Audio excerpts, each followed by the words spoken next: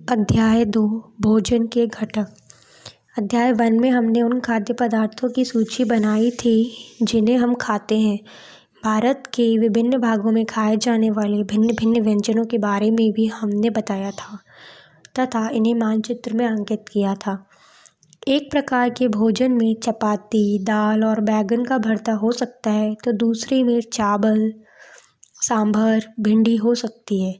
इसके अतिरिक्त अन्य भोजन में अप्पम, मछली, सब्जियां हो सकती हैं। क्रियाकलाप 1।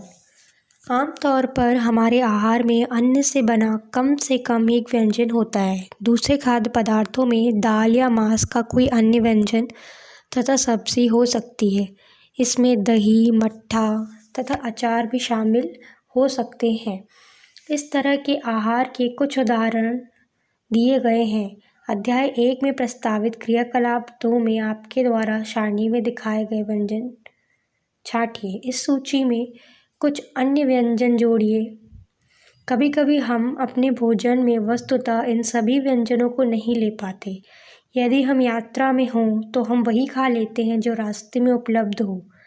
हम में से कुछ लोगों के लिए यह संभव नहीं हो पाता कि इस तरह के व्यंजन हर समय खा सकें।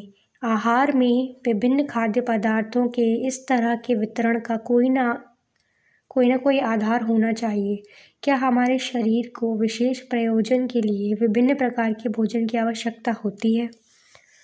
2.1 विभिन्न प्रकार के खाद्य पदार्थों में क्या होता है?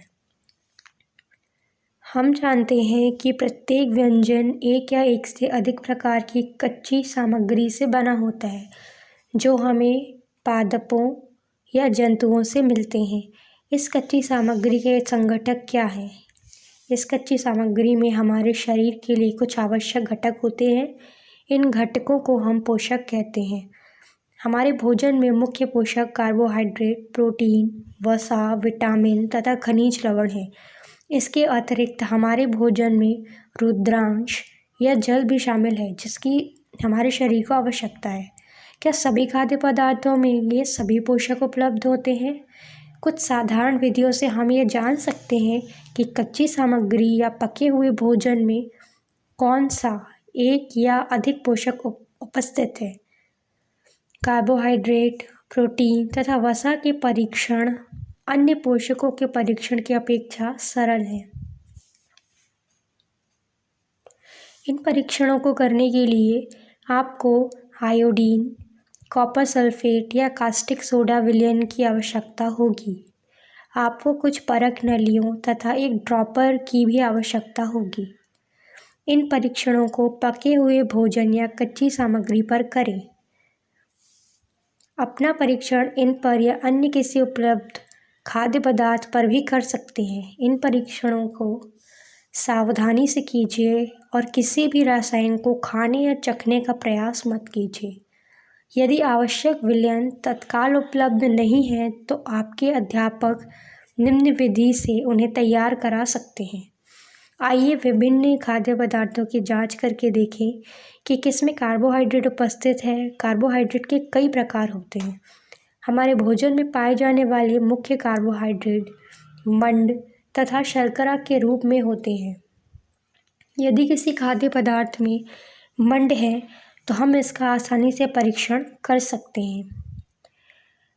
अब विलयन बनाने के तरीके। आयोडीन का तनु विलयन बनाने के लिए जल से आधी भरी परख नली में कुछ बूंद टिंचर आयोडीन की मिला दीजिए।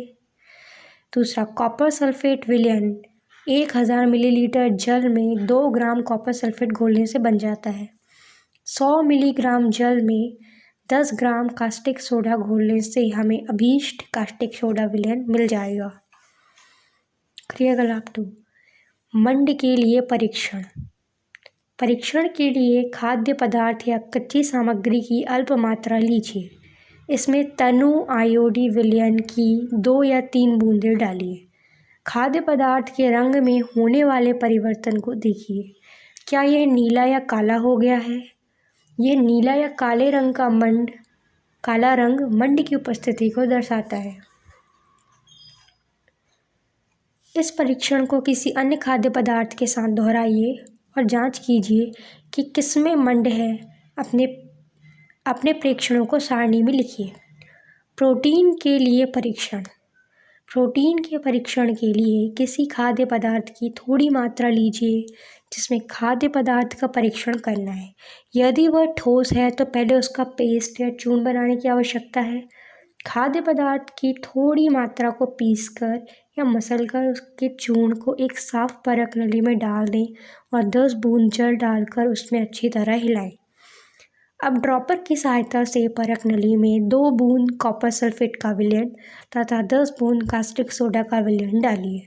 अच्छी तरह हिलाकर कुछ मिनट के लिए परख नली को रख दीजिए। आपने क्या देखा?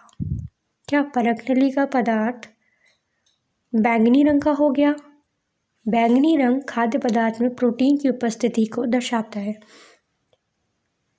अब आप इस परीक्षण को किसी दूसरे खाद्य पदार्थ के साथ दोहरा सकते हैं। वसा के लिए परीक्षण। खाद्य पदार्थ की अल्प मात्रा लीजिए, इसमें एक कागज़ के टुकड़े में लपेटकर कूटिए। ध्यान रहे कागज़ फट ना जाए। अब कागज़ को सीधा कीजिए और ध्यानपूर्वक देखिए।